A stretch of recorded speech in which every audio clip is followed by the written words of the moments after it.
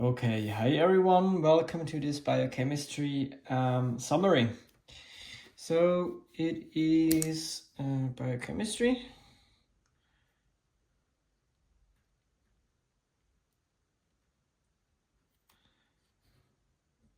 Summary, and all begins with substances and compounds which we take up into the body, and those substances contain proteins, carbohydrates,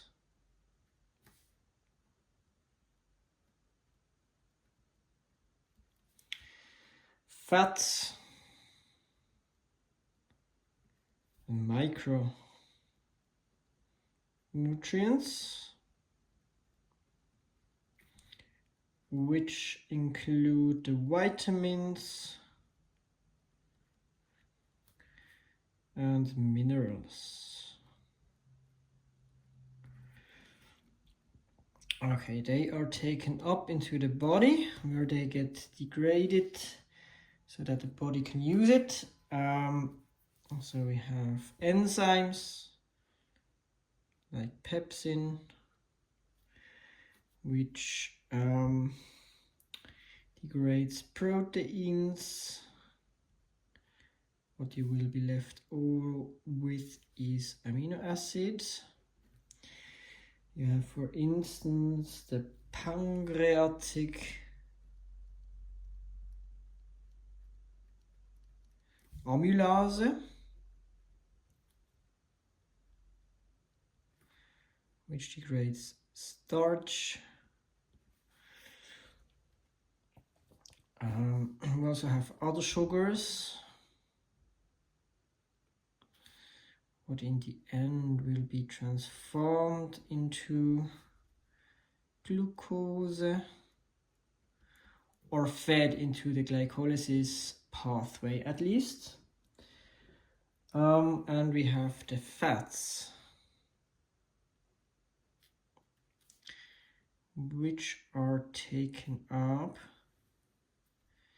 into the blood, where they get distributed throughout the body. And for the amino acids, there is no storage form of amino acids, so you only have an amino acid pool. What you can do is you can synthesize body-own proteins,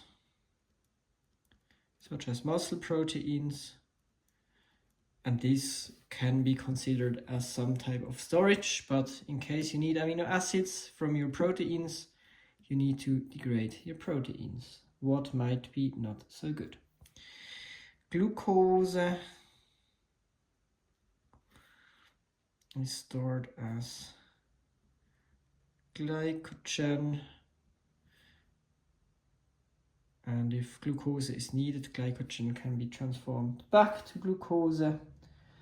And the fats are taken up by the so-called cyclomicrons, which contain, for instance, the very low density lipoproteins, the low density ones and the high density ones. Those are the famous cholesterols. High density one is the good one and the low density one is the bad one. The good one takes it out of the circulating system, the blood, and the low density one brings it into the blood, causing it to stick to the vessel walls and blocking them. And those transport vesicles bring fat to the adipose tissues. And those compounds are being chemically used and processed, and we are going to look now how this happens. We start with glucose. which we have in the cytosol, for instance. And glucose gets now degraded in the so-called glycolysis pathway. So we want to take the energy out of glucose, put it into a form where the body can use it. So we will degrade it to glucose 6-phosphate. This will be transformed to fructose 6-phosphate.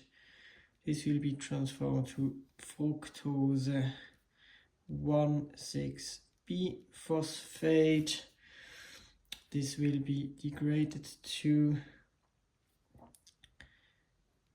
dihydroxyacetone phosphate, and this is in equilibrium with the glyceraldehyde 3-phosphate. By the way, those are my short names of the compounds. This will be degraded to 1,3-B-phosphoglycerate.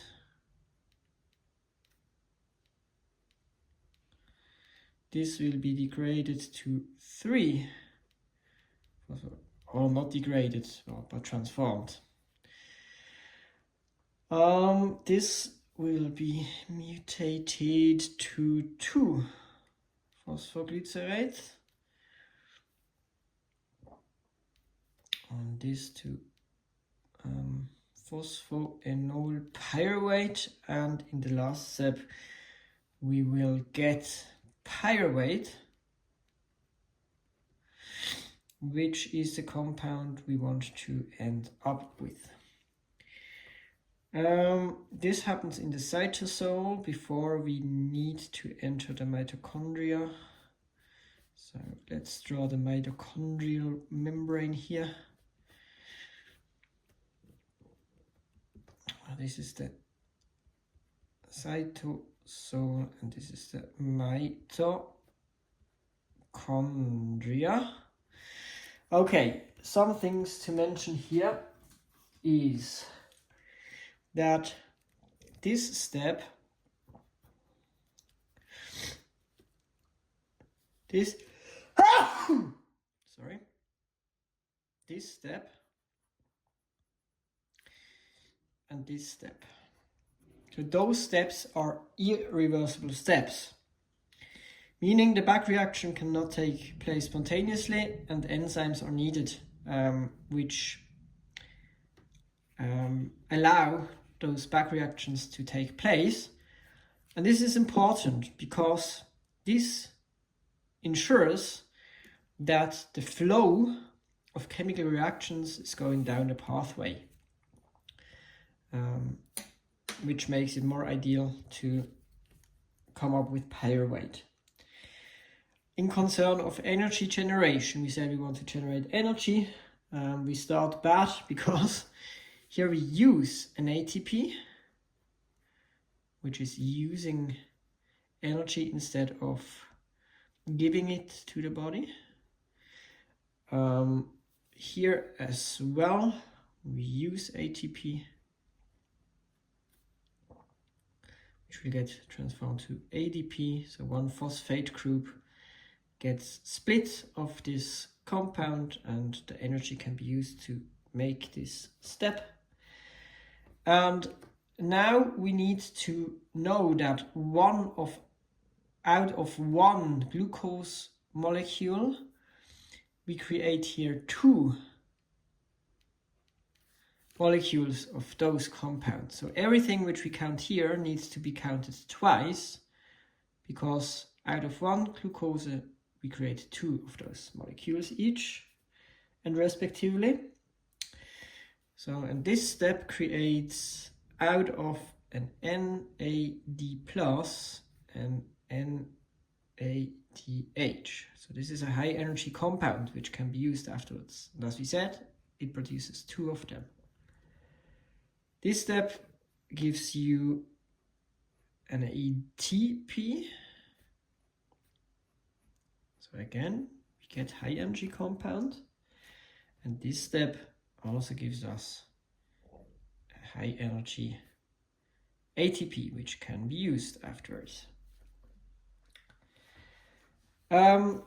Maybe some words to other sugars. Other sugars will just be fed into this pathway. So if you have, for instance, fructose,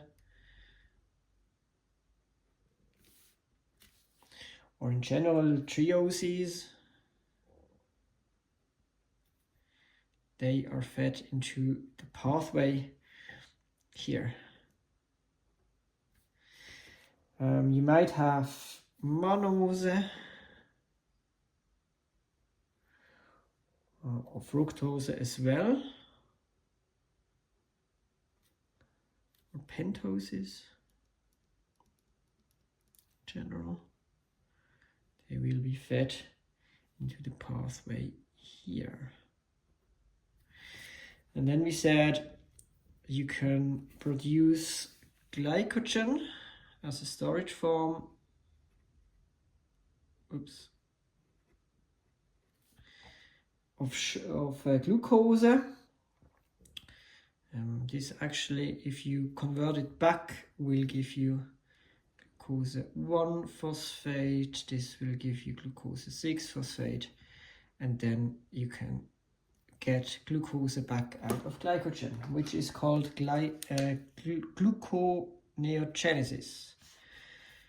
So this is part of the gluconeogenesis pathway, where some cells do not contain the enzymes allowing the back transformation. So muscle cells, for instance, they cannot produce free glucose out of glycogen. So this is cell dependent. Okay, let's go back here. So we now transfer the pyruvate into the mitochondria. So we have it here.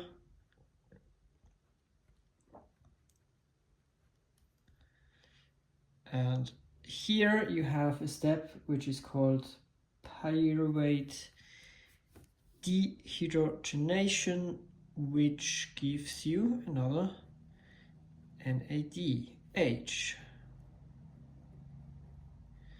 And the pyruvate gets transformed to acetyl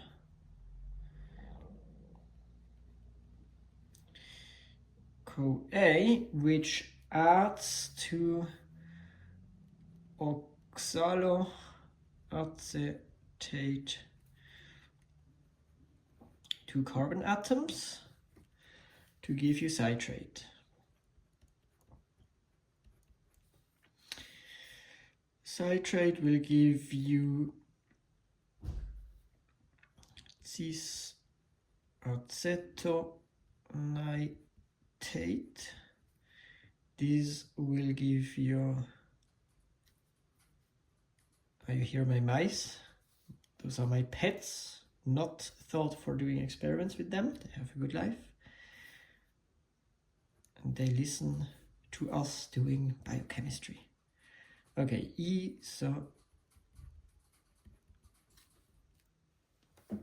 oh yeah, mouse number 1 is drinking. Citrate. This will give you 2 oxaloglutarate, and this will give you succinyl CoA. This will give you succinate. This will give you fumarate or thunderstorm, a nice summer thunderstorm. I love it. So you can make cozy biochemistry inside. This will give you L-malate.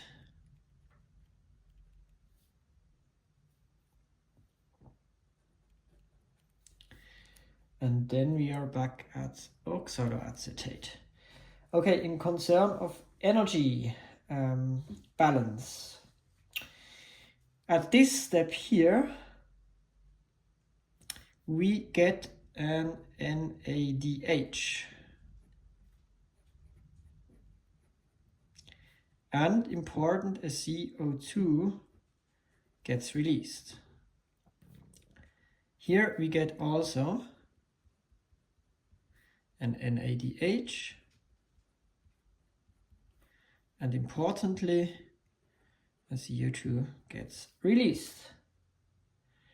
Here we produce not an ATP, but we produce a GTP, which is in energy concerns equivalent to ATP. Here we produce FADH2, which is a similar compound to NADH. And in this step we also create an NADH. This here is called glycolysis. It is a pathway.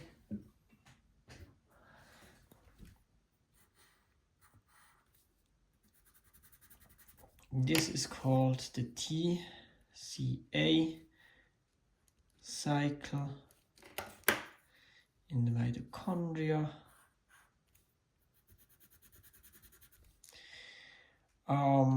Here we are dealing with sugars.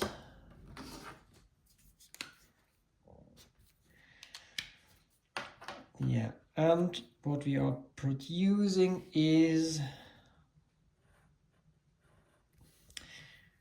we are getting ATPs, we are getting GTPs, we are getting NADHs, and we are getting FADH2s out of glucose.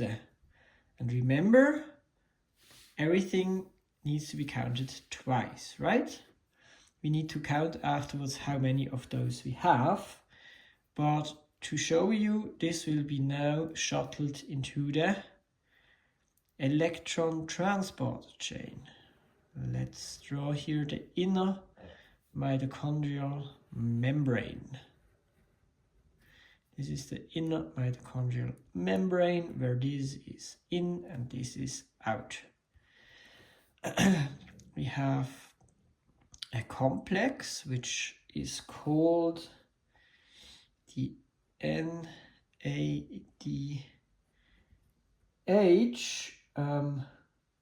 actually ubiquinone oxido reductase.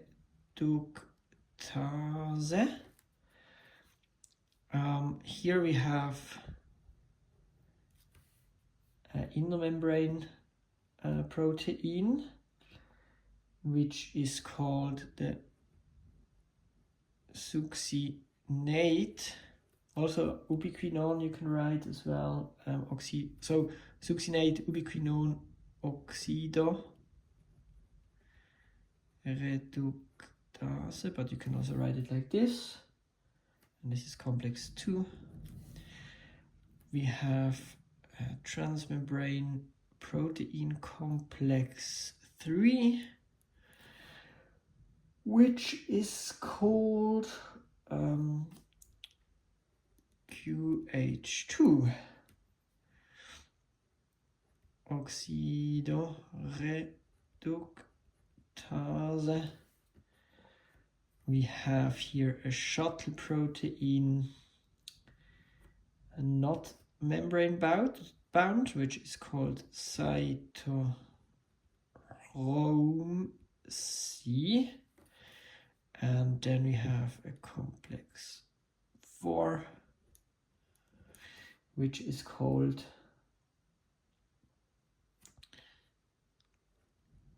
cytochrome C oxidase. And the last one will be a surprise. Okay, so now how do we get energy out of those compounds. The main compound which gives us energy is ATP, so we have somehow to transfer those compounds into ATP, transform those compounds into ATP. So for NADH, we go through complex 1, which gives actually electrons which will travel to this ubiquinone,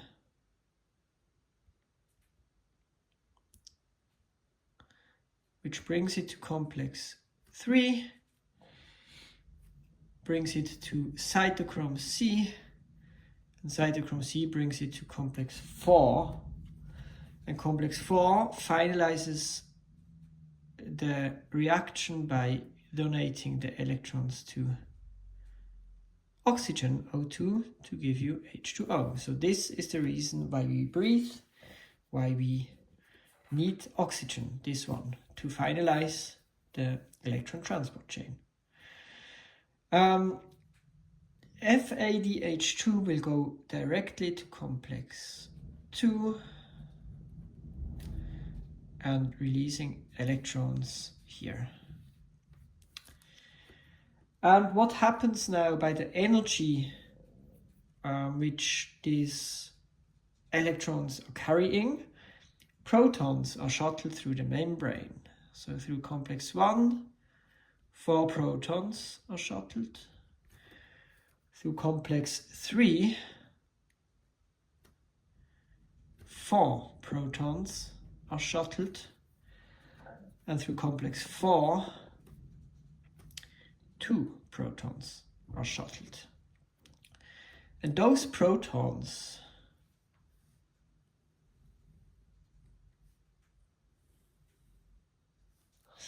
are now being taken to go through the ATP synthetase to produce ATP. And we would have our final compound. So now our interest is in knowing how many ATPs are created out of one molecule of glucose. Therefore, we need to know that you need to have 4 H pluses, which give you 1 ATP. We know that NADH, 1 NADH gives you 4, plus 4 is 8, plus 2 is 10 protons. And FADH, as it is only going here directly, gives you 4 plus 2, so 6 H pluses. F.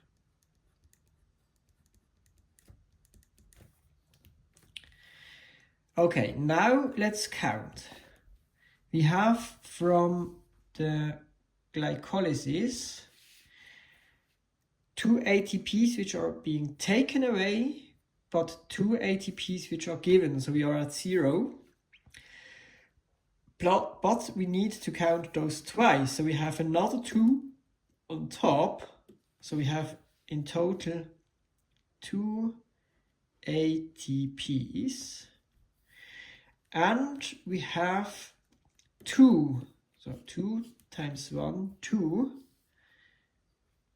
NADHs, which correspond to, we can actually say that this corresponds to 2.5 ATPs.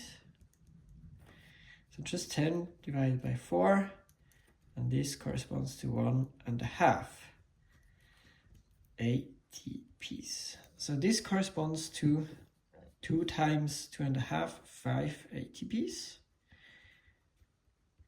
The thing is, this NADH can be transported by 2 different pathways to the transport chain, electron transport chain. The one will give you those 5 ATPs, but the other will lose 2 ATPs, so that we will be left over with only 3 ATPs. So this is dependent on which pathway you are considering. Let's keep this in mind. Okay, then we have this pyruvate dehydrogenase step, which gives you again 2 NADHs, and this is now 5 because there's only one pathway. Then we have for the TCA cycle 1, 2, 3, 4, 5, 6, twice 6 NADHs, which correspond to 15 ATPs. We have 1 FADH2,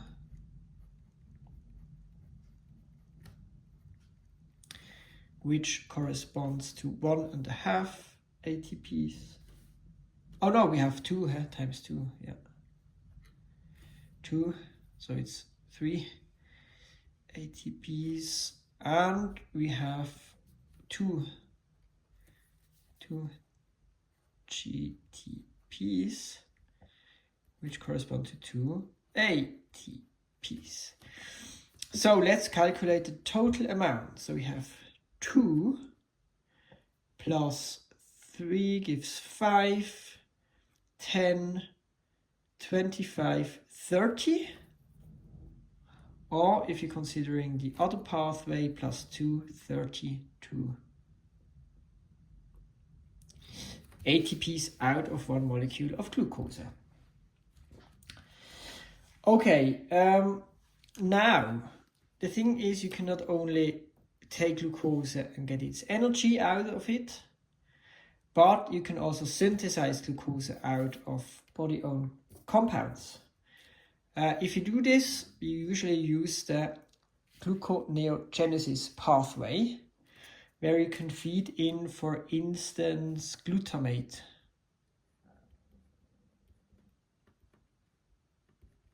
Into the TCA cycle.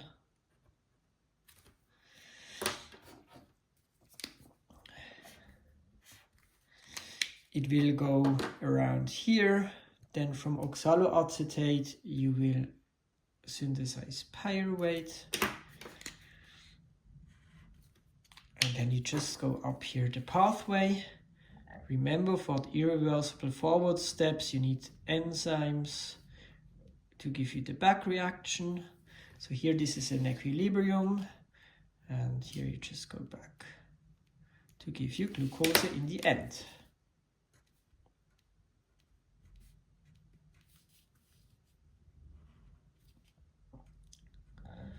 This is called,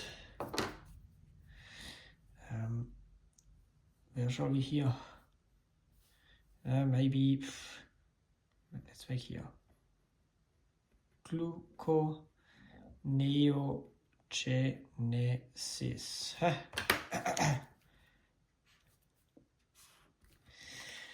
Yeah, so you can also feed into this cycle here propionate, for instance.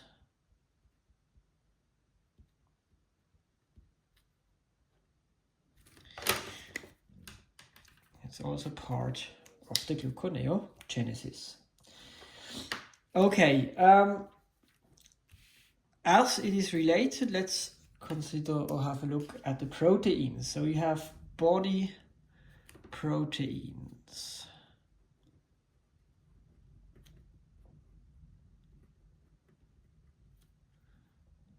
So this is the second class of compounds. We have sugars, we have proteins. They can be degraded to glutamine,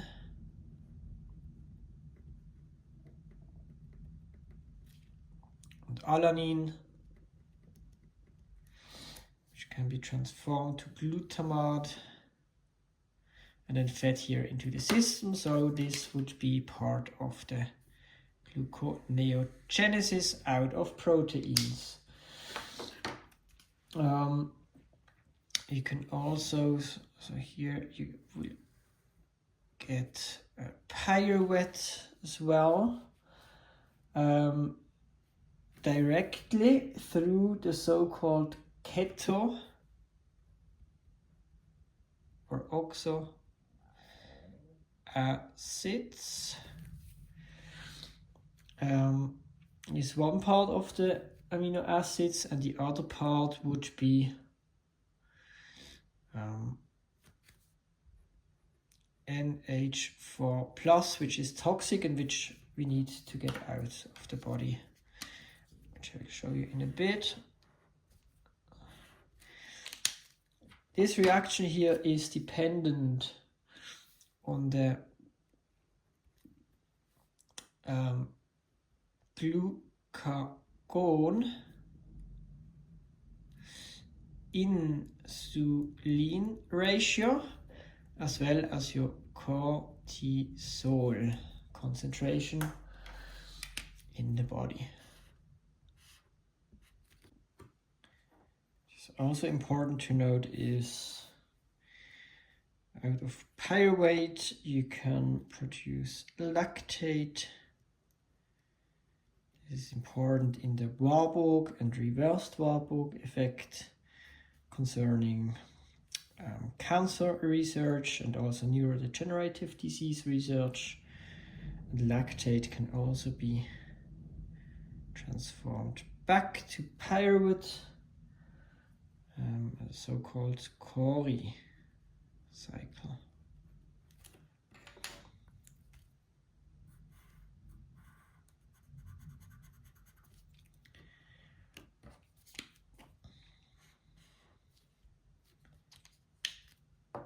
And this is here the electron transport chain.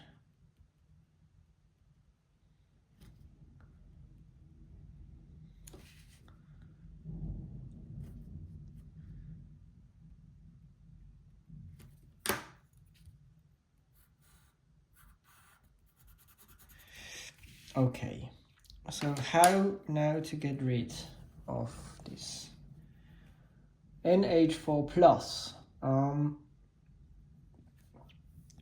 We get rid of it by the so-called Urea cycle, where you have citrulline inside the mitochondria. This gets transformed to arginine succinate.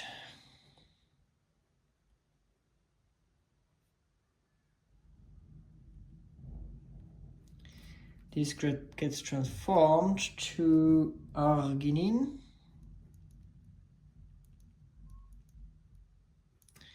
And this back to the mitochondria to ornithine. And this back to citrulline. The NH4+ is fed into the cycle at this step. And here, urea is released, and it is out of the body. So urea cycle.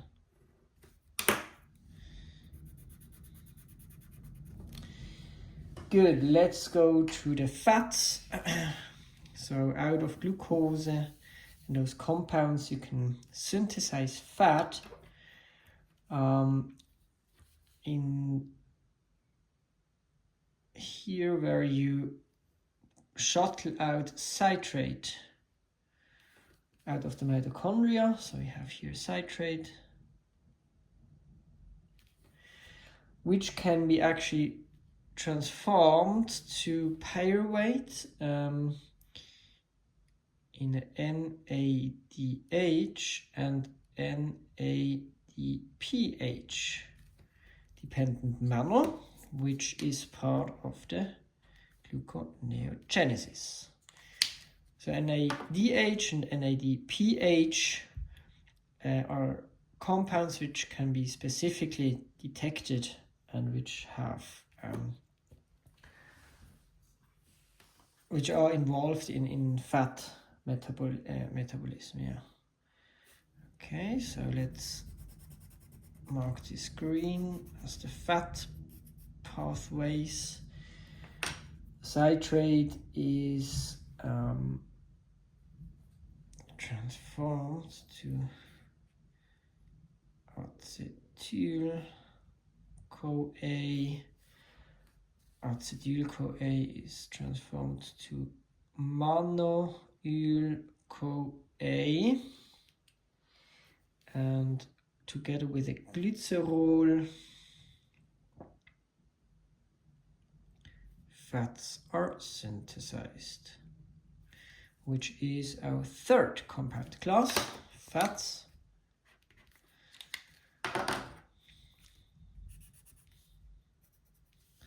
And what type of fats? With the glycerol.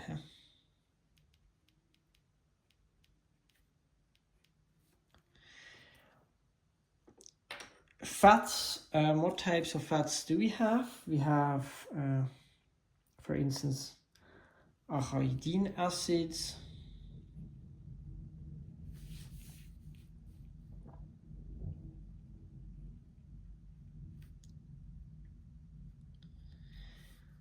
we have cyclohexygenase, which is an enzyme.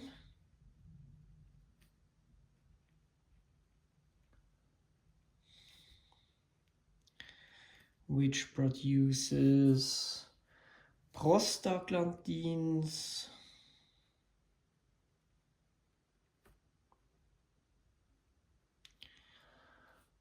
and thromboxanes,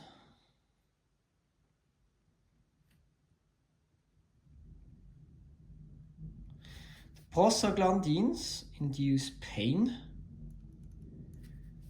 fever, and inflammation.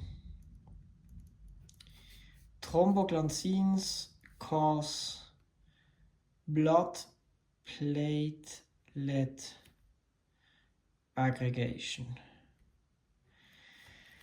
So if we could inhibit this enzyme, we would have a medication against pain, fever, inflammation, and platelet aggregation. And we have a medication, so I have a cross indicating that it is inhibiting this enzyme, and it is called, you might know it, aspirin. We have palmitates.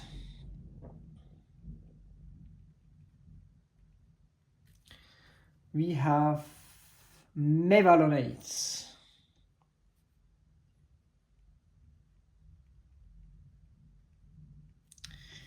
Such as cholesterols.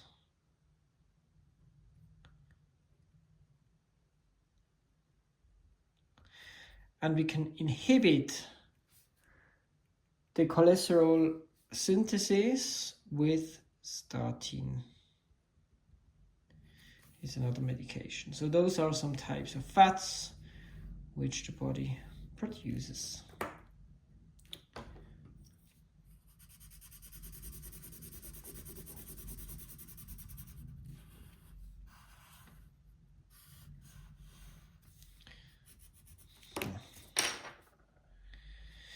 Okay, it can not only produce fats, but it can also release energy out of fat,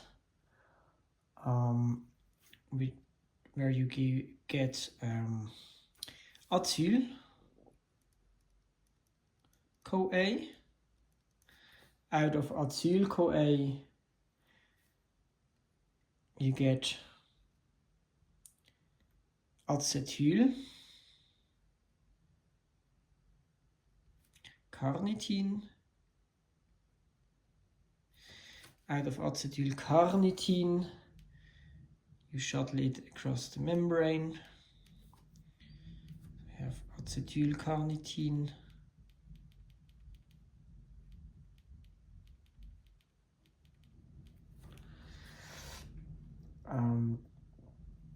You get again acyl-CoA,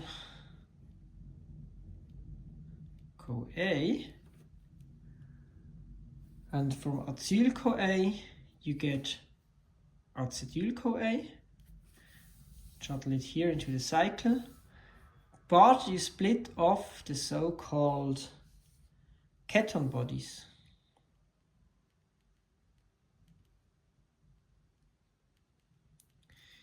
Which you can use as a marker for this pathway actually, and which can also be used as an energy source in the brain or something. So this is the fat lysis to create energy out of it.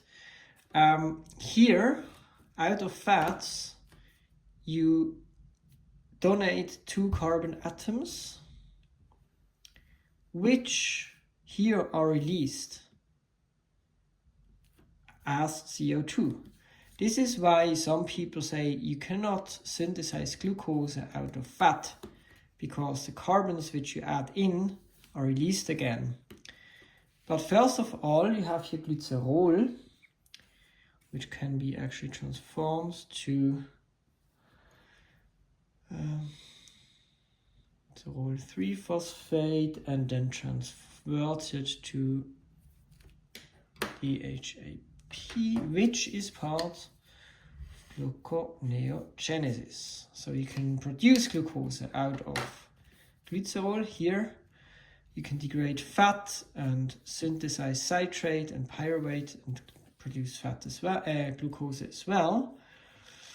And if you radioactively mark carbon atoms in fat through the shuttling of or rescheduling of carbon atoms within the molecule, you might end up with having carbon atoms from fat in your synthesized glucose.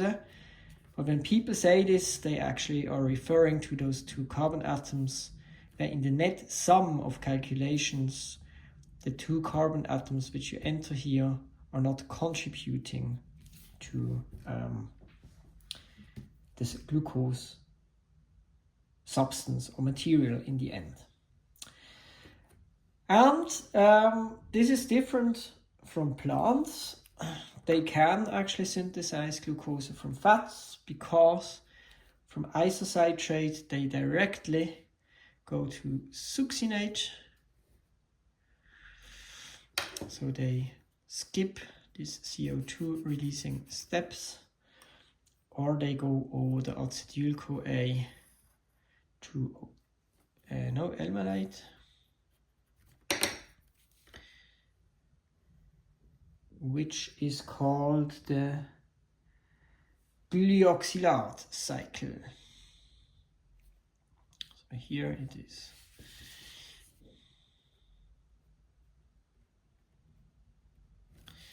And the cycle is called glyoxylate cycle, which happens in plants. Good. What we still have left to discuss is the nucleotides and the photosynthesis, and then actually we have it. So let's go to the nucleotides. Out of glucose 6-phosphate, you can synthesize ribose 5-phosphate, and you have a back reaction. So the up one is the oxidative one, and the lower back reaction is the non-oxidative one. This is in equilibrium with the phosphoribosyl pyrophosphate, short PRPP.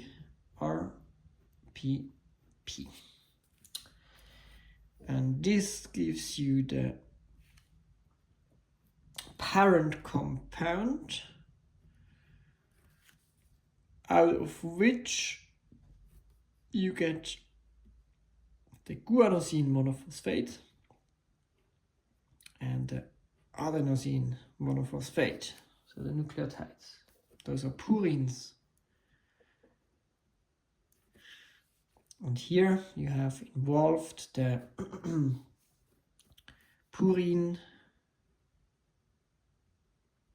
Salvage Pathway. If you are back transforming the nucleotides, you produce actually uric acid, what you can inhibit with allopurinol as a medication against this uric acid production. Beside the purines, you also produce the pyrimidines, and the parent compound is aspartate UMP, out of which you get the TTP. So the tyrannosine triphosphate, you get the cytosine triphosphate, and you get the uracil triphosphate. Important to mention here is that out of the PRPP you have an equilibrium again with NADPH. As we said before, this is fat specific and can be recognized and taken for specific reactions. We can draw here a line to the fats actually. It's important.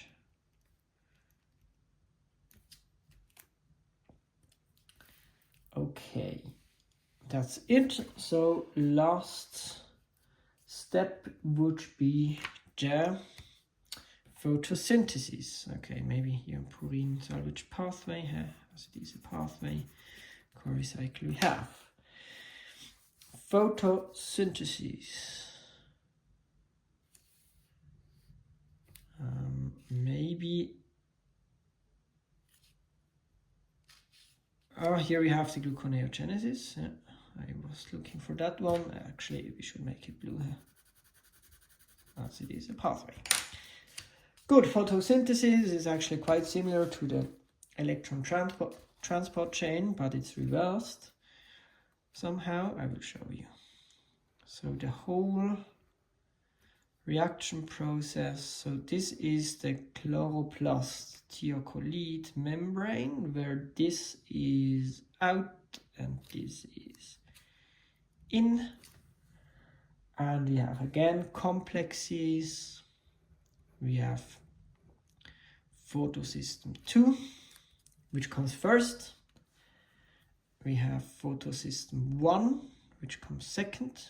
The reason is that this was discovered first, this was discovered second. We have this CYP-BF complex. And we have again ubiquinone. And we have again the ATP synthetase.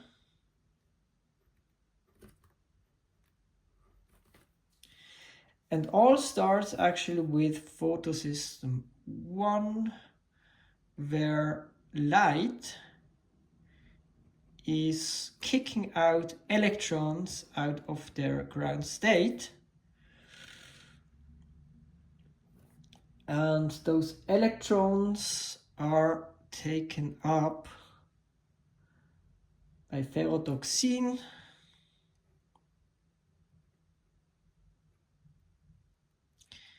and given to NADPH.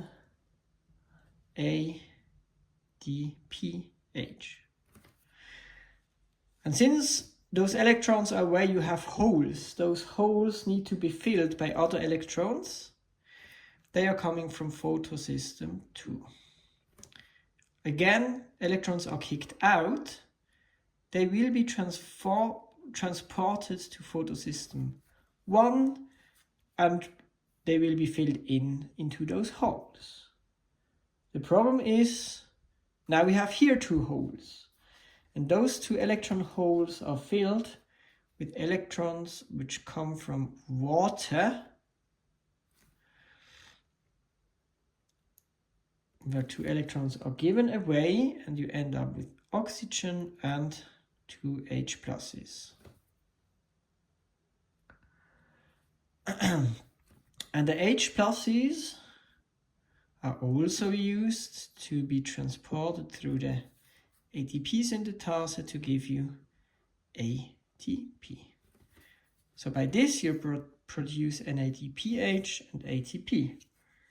I think the net equation is 2H2O plus 2NAD plus gives you oxygen, this one, plus 2NADPH plus 2 H pluses. Yeah. And those compounds are now taken by the so-called Calvin cycle. Calvin cycle.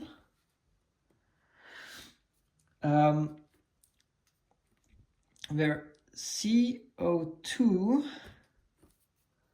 plus H2O with those high energy compounds is synthesized to 3-phosphoglycerate, and this to fructose 1,6-B phosphate. And voila, we are here at this step. And then you can synthesize glucose and do whatever you want. So out of light, water, and CO2, you produce oxygen and sugar compounds. What is quite cool. So this is called the Calvin cycle. This is called photosynthesis.